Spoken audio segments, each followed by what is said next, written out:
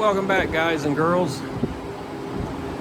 Well, today I'm tearing into the old closing kondia because when we're using it in low gear, the gears make an awful racket.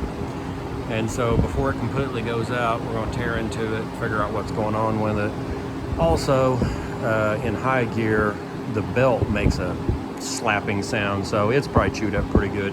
Anyway, I just thought I'd show you something real quickly. Have you ever wondered what's inside of that power drawbar cover up there?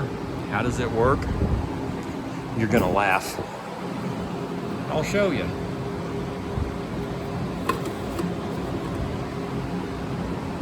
Yep, that's right.